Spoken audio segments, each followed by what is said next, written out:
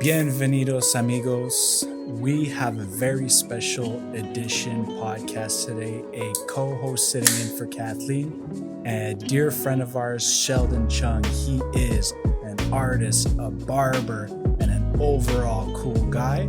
And on top of that, we will have our own podcast dropping soon called Creativity is Bliss. So stay tuned for that. But on today's podcast, we'll be talking about Sheldon's overall experience here in Puerto Vallarta. Today's his last day, so he's leaving, his perspective on Mexico, and just overall what's going on back home in Toronto as well. So if you like the content, please don't forget to subscribe, review, like, comment wherever you're listening. It helps us greatly. Let's get to it. What is More Life Diaries? Reflections of the past, life in the moment, manifestations of the future. This is our journey. The More Life Diaries podcast.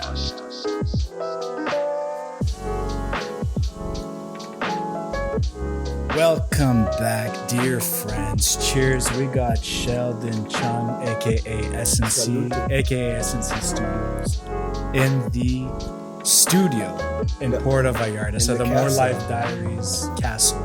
Yeah. No, Castle, More Life Diaries. Oh, castle. I like castle better. Castle? Yeah. It's Mexico, man. Yes, so Sheldon's been here for 6 days now, staying by us in Puerto Vallarta. So we've actually done quite a bit in those 6 days. It's been a busy last week. And today's his last day, so he's heading out. So we thought that we would get together and just talk about, his experience and our experiences, since a lot has happened this week. Yeah, we've gone surfing. We've seen the sights. We've taken us to all the different tacos spots. Yeah. Well, let's start first. Yeah. First things first. What is your general? We'll start very general, and then we'll narrow down in the stories and stuff like that. But what's been your overall kind of general, not opinion, but perspective on Mexico? So for transparency, I've been only to Tulum before. Yeah. I've been to Tulum twice. So I had an experience of Mexico beforehand. But of course, Tulum is very touristy in a different realm. Yeah. Puerto Vallarta, I guess, is a touristy area as well, but a very different setup. Yeah. Larger city, many streets, different areas within the within the city. Yeah. It's been beautiful. It's cool to see how busy it is over here. Yeah, for sure. And it like Puerto Vallarta and the surrounding area has the benefit of being very busy. So you have the convenience of doing everything you want to do, kind of like when you're on vacation, but short drives or short taxi rides, Uber rides away, you have like very remote beaches that literally have no one on there. Yeah, like we took a drive out. Yeah. To, what is it called? Sayulita. Yeah, we went all the way to Sayulita. We've been to Punta de Mita. We've been to a few different beaches, Playa Punta Negra. Amazing surf spots that drives away from the centro. Yeah. Puerto Vallarta. And a lot of people come here and they don't experience those things that are such a close ride away, close bus ride away. Even Uber is not that expensive to take from here all the way to Sayulita. So Ubers, we didn't take an Uber because luckily you have your vehicle over here. Yeah. But Ubers, like you can Uber around here? Yeah, it's the same like app and everything. What's the price comparison compared to like Toronto? It's hard to say because Toronto, everything is much more distant, right? Like you're taking an Uber ride, but you're maybe going 20 kilometers, 30 kilometers away. Whereas here, you're only going, 5-10 kilometers. If you're going to Sayulita, obviously you're going a lot further, but Sayulita, I'm assuming would be maybe, it's like an hour away. It would be maybe like $40-50 at most. Okay. So not that much, but yeah, it's a lot cheaper essentially because you're not traveling as far of a distance. Yeah, and in that case, you'd probably take a bus or a cab. Yeah, bus, you're Might be paying like a cheaper. fraction of it. Maybe it takes you like 15, 20 minutes longer, but it's cool for the experience too. Yeah. You Uber back if you're too Yeah, tired. you're like, forget the bus. Yeah. So we went surfing in Sayulita, and then yesterday we went surfing in Punta de Mita. Which was your favorite one surf, and which was your favorite town? Sayulita is a cool little town. Like, it's cool to walk around. The surf was good, mind you, but I think it's heavier on the tourism. Yeah. And the beach people like serving you or trying to sell you things. Yeah. And then Punta de Mita. Yeah. It's not playa, it's Punta de Mita. It's Punta de Mita, but the playa is called Playa Punta de Mita. Oh, okay. Yeah. Okay. Yeah, that had nice surf, a little more relaxed, a lot more relaxed. Yeah. Amazing time surfing over there. Yeah. The overall town of Sayulita is definitely nicer. Like Punta de Mita is touristy, but to like caters to older, richer people. You could tell by the restaurants and stuff. There's not much of like a local vibe there, but Sayulita is very bohemian. However, does have a lot of tourists as well. It's like a boho, high vibrant beach. So overall, Sayulita, the issue with Sayulita, it is awesome, but the beach is way too busy. There's umbrellas everywhere. Like the vendors take up the whole beach with umbrellas. There's nowhere to sit, if you're not getting an umbrella.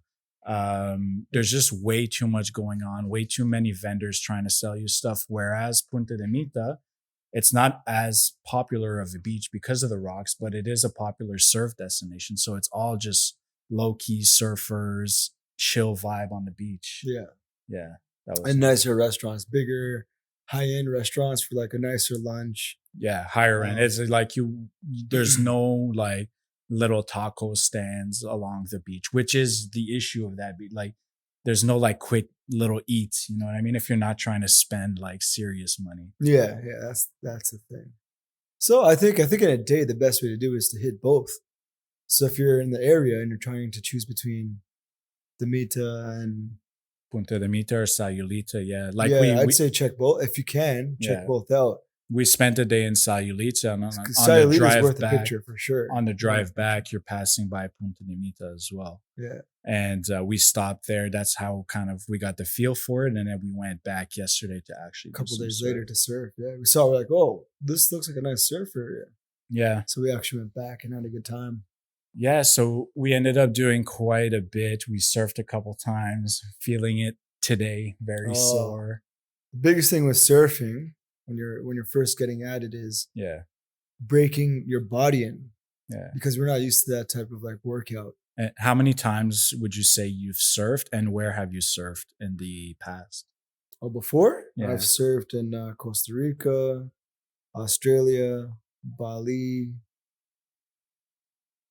Barbados, now here. I think that's all I can think of. Yeah. Yeah. And overall, like, where would you say was the best surf? The best surf spot? I've had a great time surfing in Bali. But you know what? There's different takeaways every time you go surf somewhere else. Yeah. And like, I surfed at a lot younger, and I live in Toronto. You used to, but I don't get the ocean. So when I don't swim for like a year, well, I haven't swam since pre-COVID. Yeah. I forgot about that. I haven't been to the beach since before COVID. It's like you lose that muscle memory. You forget how to swim. Back, yeah, everything's your neck blasted. hurts from holding it up. Even me, I've been here. Some salt water. I've been here swimming. I've been surfing before, and like every single time, I just completely get destroyed from it. Yeah, you got to really build up your wings, you know, and just like overall balance and stuff like that. Like it was rough out there, but it's one of those things where you could suck. Like I'm terrible at it, can't catch a wave for my life, but I still have fun just being out in the water, wiping out, just being out there. It's a slow progress, right? It's one of those things you enjoy. Like we stayed yesterday till the sunset. So watching the sunset from the water was just like mesmerizing. That's cool. You have a whole group of other and you have to surfers be out there sharing. and suck in order to get better. Yeah, one day we'll be. There was a couple old people out there. There was an old lady Yeah. just surfing circles around us. We didn't catch a wave. Grandpa, like old grandpas, old grandmas out there surfing, catching. Yeah, we got some nice longboards and just caught some, just going around us. It was Yeah. nice. It was a good vibe though. Either way, we had fun. So overall, like, what's your overall thought about like Puerto Vallarta? Would you come back? Puerto Vallarta is a cool place. Mhm. I think, like, I'm about to go to Mexico City and Escondido, so that'd be interesting. Doing is telling you like my comparison between all of the. We'll rest. have to like reconnect and do another podcast based on that comparison. Yeah, because it's the first leg of my trip, so I'm still like. But in general, yeah, I'd come back. This is like a fun city. It's a good city. For it's sure. Like, there's and a lot to do. The cool thing here, like I was saying, is like there's so many beaches to discover. Like we haven't even scratched the surface in terms of. And I wanted to go to other places too, but we just didn't have enough time. But there's some gems out there. But I'm happy that we went to places that I hadn't gone yet, so we could discover them, and then I can end up essentially going back. Well, I'm sure between now and the next time I see you, you'll find some more gems, right? Yeah. And what do you think of the food, the culture here? Yeah, the food has been amazing. The tacos. Los tacos. It's always, most of the Mexican food, like me and Kathleen talked about last podcast, it's like very similar ingredients that they use. The corn, the salsa. Yeah, it's like always in a different way, but it's always homemade. Like it has that homemade feeling. Like you could get tacos from one vendor or another and it'll be different even though it's the same like taco, like a taco asado or whatever. Yeah, exactly. Just we had like the blue corn tortilla. Ooh, and the woman was rolling it right before we got it. So it was super fresh. You fried it on the like the pan, the skillet, the skillet, flat top. That came out fresh. Yeah. There's nothing like fresh tortilla. Like you could tell that some of the recipes have most likely been in the family for a long time. And then it gets like passed down through generations. And then they're like cooking it in front of you, squishing down the tortilla in front of you. Well, that tortilla spot had clay pots. And I guess they were stewing their meats. Separately, like in their own type of recipe. So they all had like a very, very good, flavorful taste. Like it was a good spot. But mostly even just what do they call it? The where they cut the el pastor. Yeah, those are great. Yeah. Different styles, but very similar, obviously. Yeah, for sure. But, even the meat, like for el pastor, it's like pretty straightforward, but the meat is always seasoned a little bit different. So like me and Kathleen know enough to like, oh, we like this place over this place. Like the meat tastes a little bit different. There's churros. The churros are good from the woman down the street on the corner. Yeah, the churros are good. For you live in the pan. Everything is good. Yeah, like when you come to Mexico, you really have to take in like the Mexican food because all the other international foods are never as good as the Mexican food. And that's why, like, if you don't like Mexican food, you might have a hard time here. But if you love like the simplicity and the like flavors of Mexican food, you'll be good. What are you looking forward to in visiting Puerto Escondido and Mexico City? Jeez, man. I'm looking forward to, I heard Escondido is an amazing surf town as well. So our other boy, Tone Bag, went over there. Tone. And he said it's similar to Canggu. It has a Canggu vibe. Canggu. Yeah. Bali.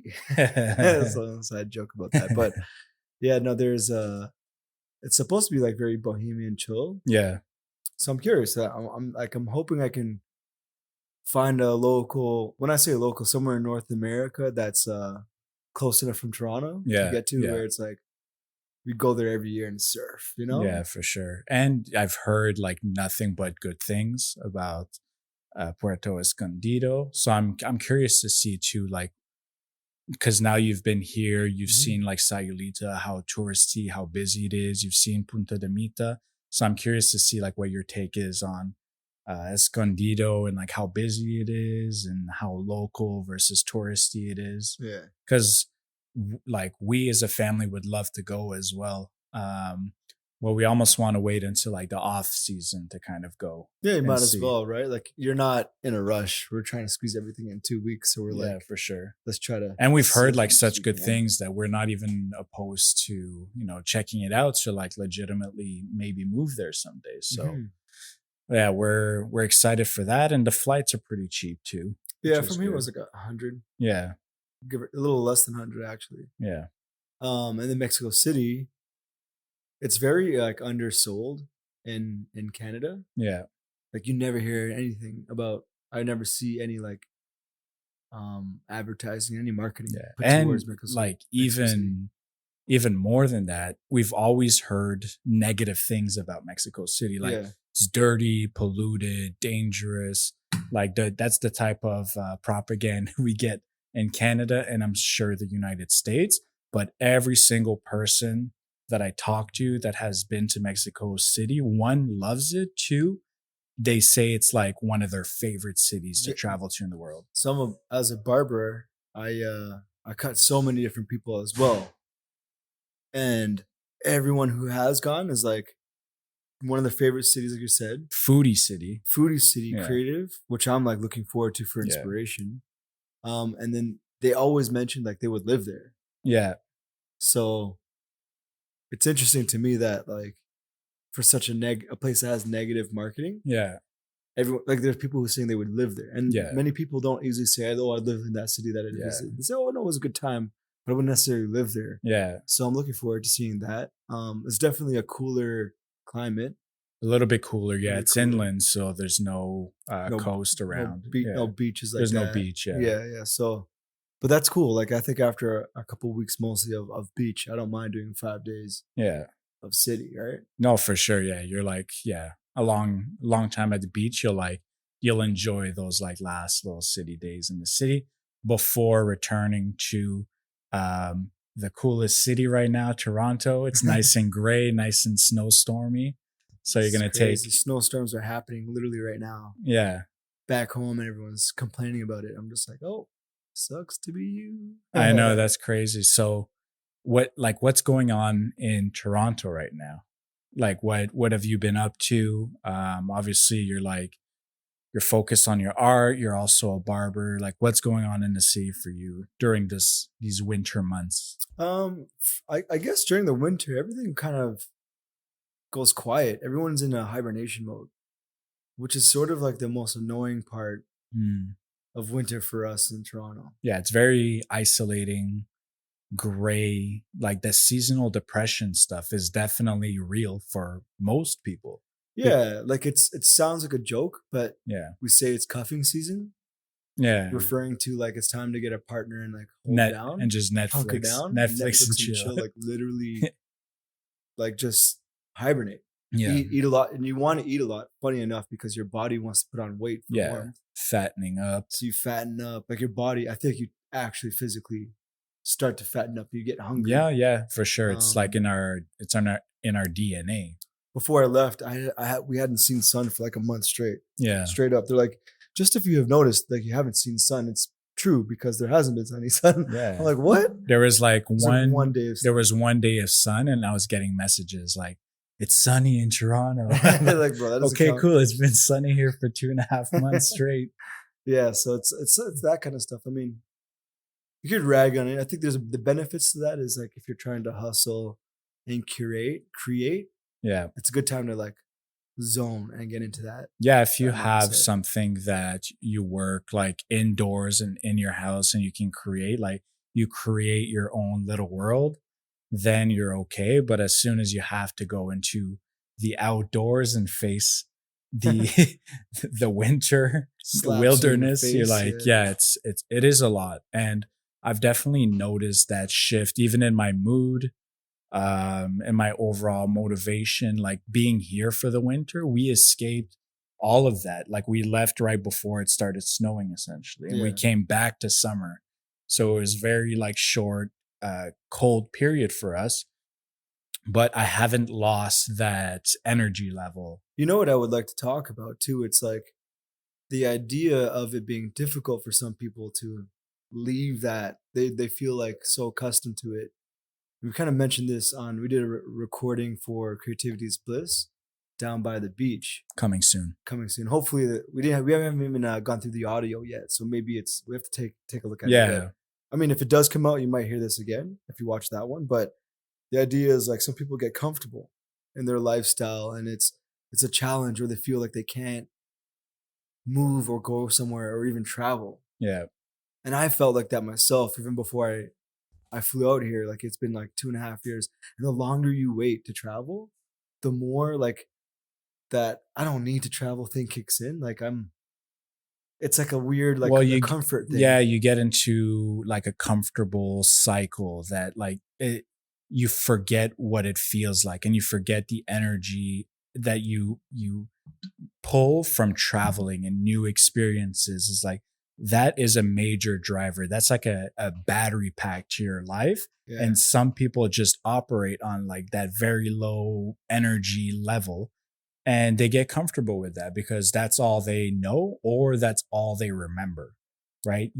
It's like if you've done one thing for a week that you absolutely love, like the energy and the happiness that you have from that minimizes as time goes by. You need to like re-up that, but people forget that. I have this thing. It's like the human psyche as an extension of the universe.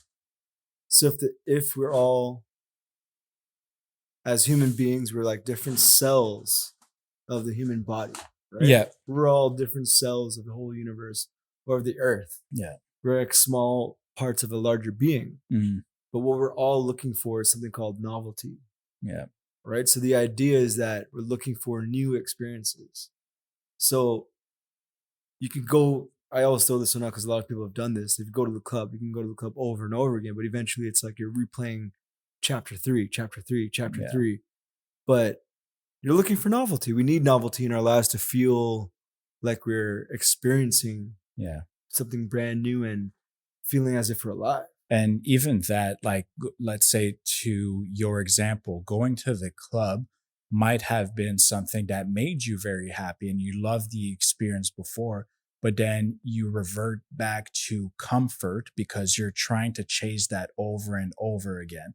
So you're not getting the happiness or the energy or whatever it may be that you love going to the club. Like you're not getting that anymore because again, it becomes that routine. It becomes comfortable. It's where you're comfortable.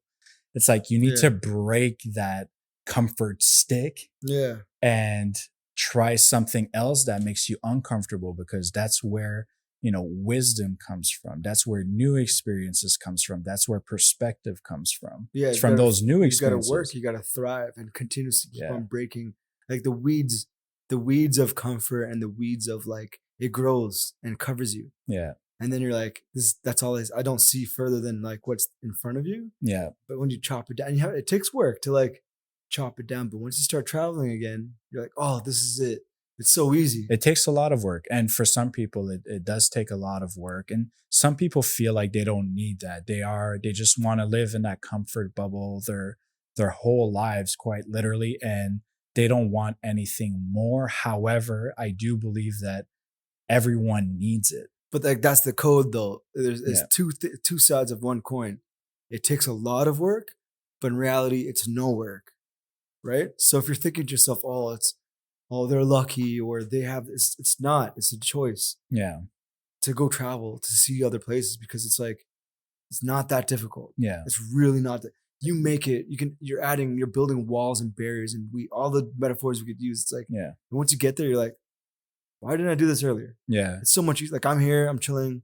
It's like I'm sitting on a chair the same way I'd be sitting in Toronto, but now I have sun. Now I'm 10. Whenever I try something new that I found intimidating or I found to be scary, I always feel like once I get it done, like, why did I not do this earlier? It's the same thing with just something as simple as surfing. Yeah. Like I've been to surfing places where people were surfing and I never embarked on it. But as soon as I did, I fell in love with it. Yeah. Even though I suck, even though like not that comfortable swimming in the ocean like that. Yeah. But right away, like it clicked and you're like, this is awesome. This is fun. Like the energy I can pull from this is amazing. And just being out there with other people that are really good at something. And it's like such a positive vibe. And typically it is like even just going to sit on the beach and watching the waves. Watching everyone else catch surf is fun enough for me. It's amazing. So you really do need to trim those weeds that grow and that kind of blind you to see what's on the other side. In this case, like we made the move here and we're just like, the grass is greener on the other side. Like this was not an easy move to move our whole family from Toronto. Family would be difficult. Yeah. That's not easy. To here. Sure. But again, it's difficult. It does take a lot of preparation. You have to get your mindset right. You have to get everything right.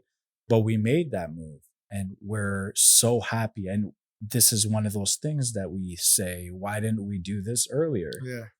Like we could have been out here from 2 years ago, especially the last 2-3 years that we've lived. Why didn't we do this at that moment? And that's a little bit of the motivation behind the podcast, is to get the message out there and to other people that are uncomfortable. It's like, we did it. You can do it too. We're not lucky to be here. We worked hard to be here, and we work hard physically and on our mindset. That's the golden nugget from this. Well, for me, watching More Life Diaries as well, it's like, I think people are looking for that push. Yeah. Right. So it's looking for, or trying to create these little breadcrumb trails, like creating these little trails for people to like break their metaphorical ice and just go for it. Yeah. Sometimes it takes a little step at a time. Yeah. And hopefully like these kind of conversations are a little more to like make you feel like, you want to travel, because sometimes you don't have to move out somewhere for a permanency, right?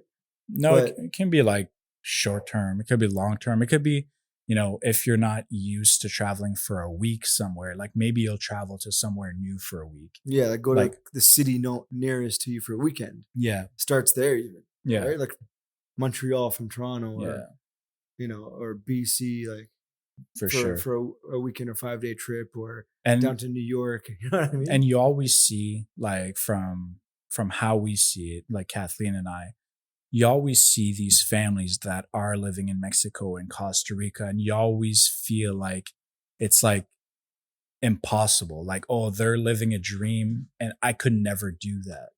And, the reason that we do the vlog and the podcast is to show people like, no, you guys know us, you know how we are, you know who we are, you know where we come from, and we did it. And if it's something you want to do, you can do it too. If it's something you don't want to do, then, you can just kind of take in our experience and hopefully translate that energy to something you want to do. And something, because it might just be maybe you love where you live. Maybe you just need to embark on a new like working journey. Yeah, you need a new.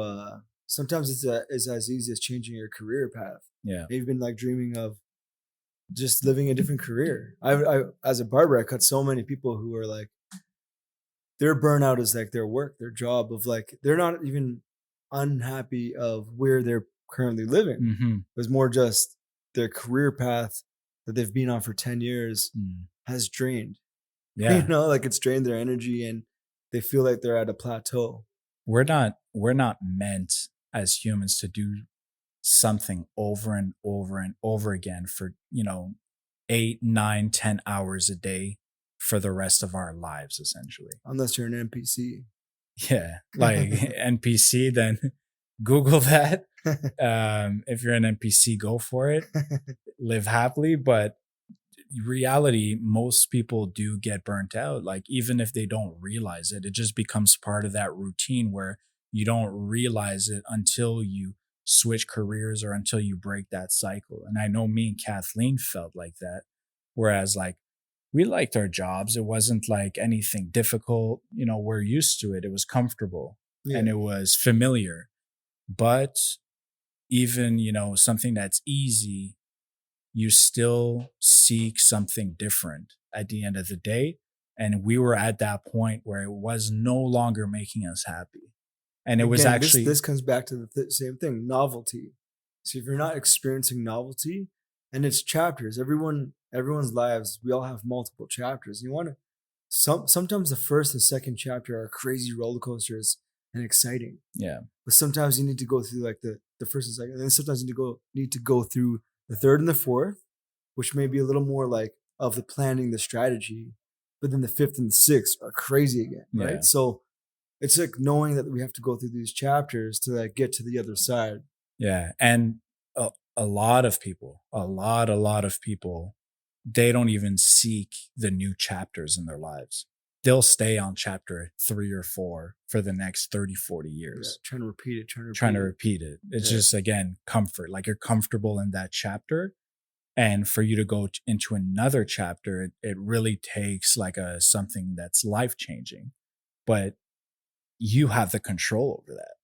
Like, I think a lot of people too, like I just thought about this too. A lot of people get stuck because it took their whole lives to get to a place of comfort. They came from a place of discomfort.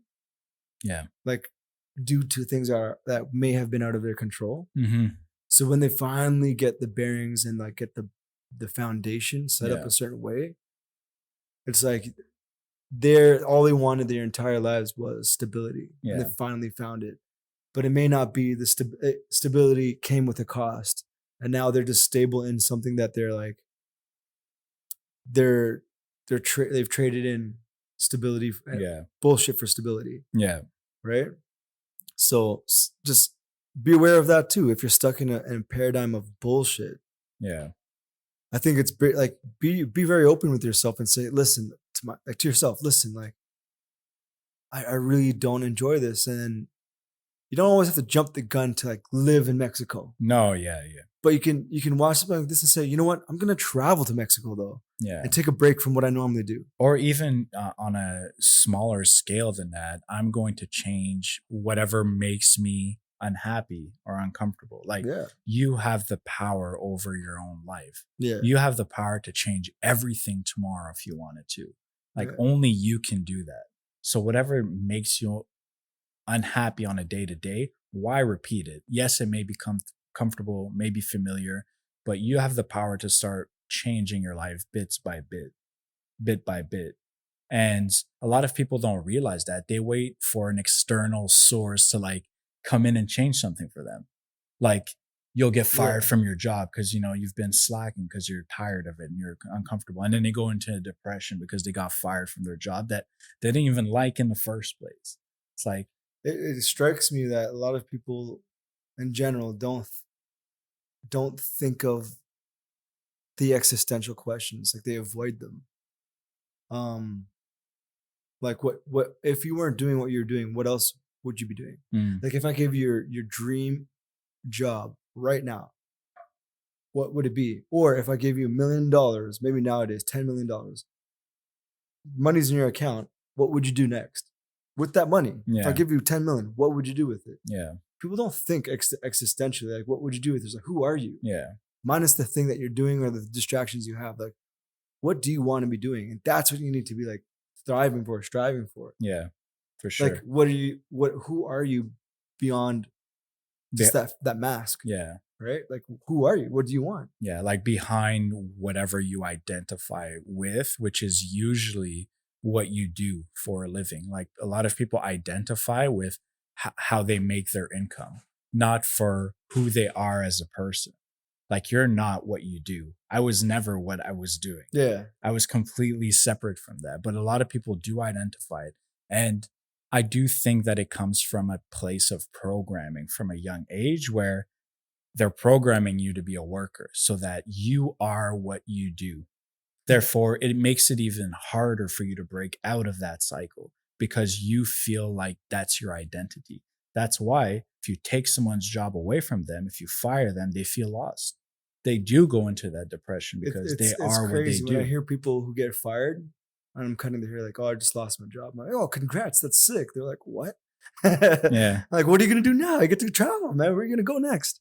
Like the psychology of, they're like, they probably look at me like, this guy's an asshole. But like, I genuinely mean that, like, out of love. Like, yo, if they fired you, A, you probably suck at the thing. B, you were so unhappy that you performed poorly. Yeah. Or C, the company is dying. Yeah. So either one of those options, what the hell do you need to be there for? Yeah. Like, why be there? For sure. Like, You know?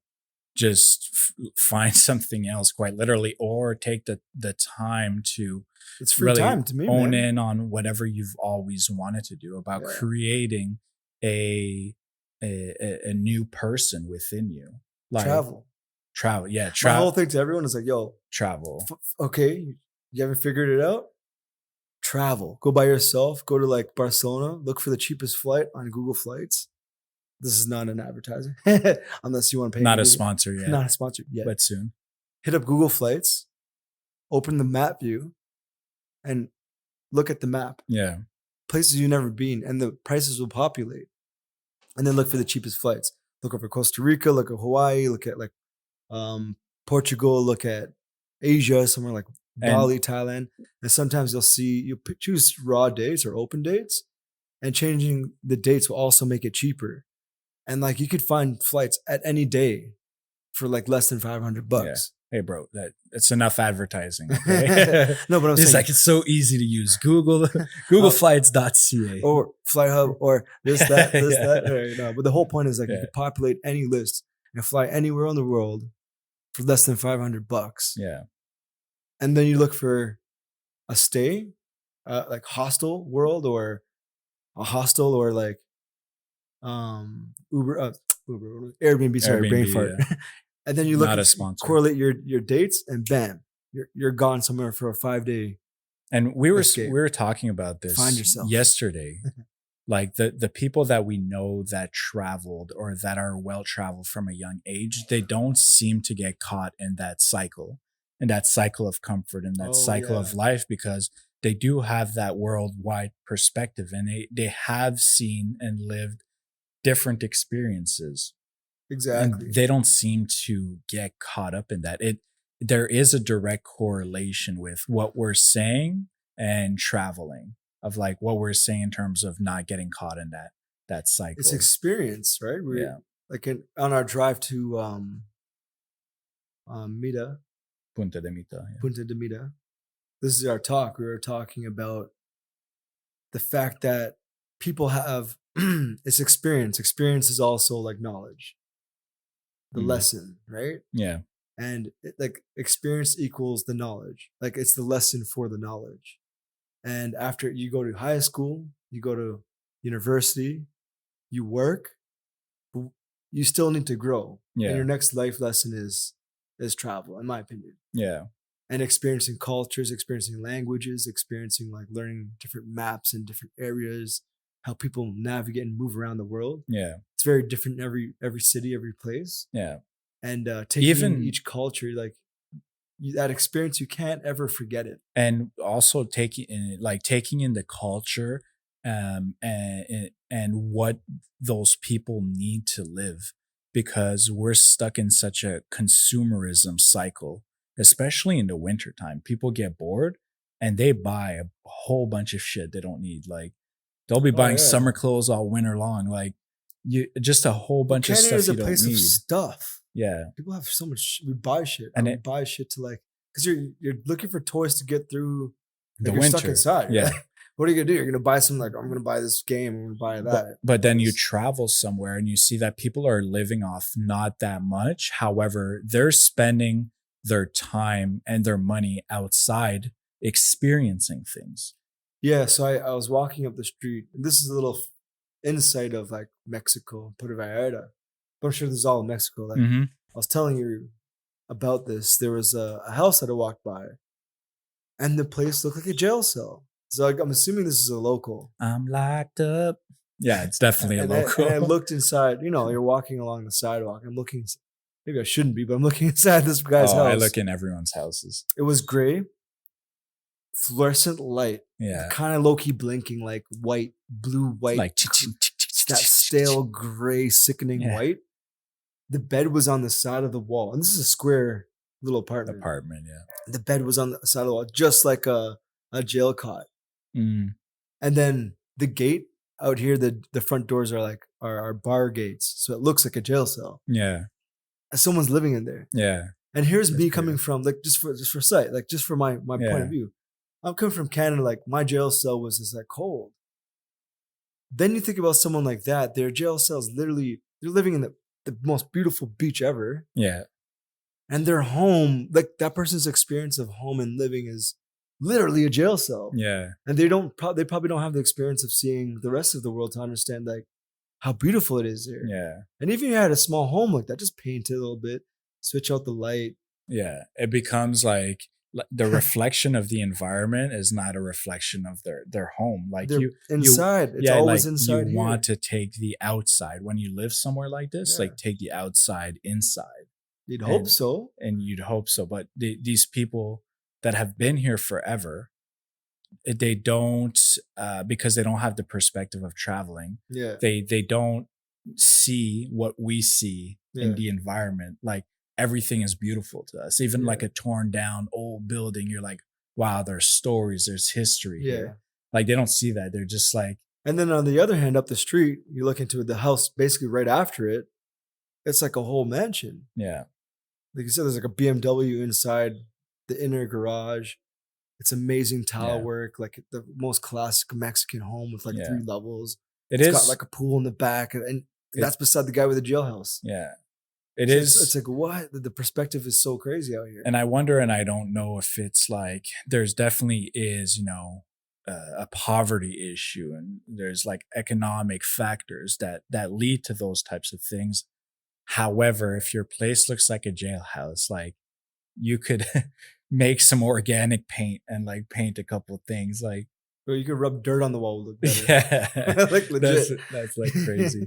No, but it's perspectives, right? It doesn't matter where you are or where you're from, but you can always look at your situation and feel that metaphorical jail cell. But what my point, I think, what I'm saying is, you can create that jail cell regardless of like how good you have it. Yeah, you know. Yeah, you can have it.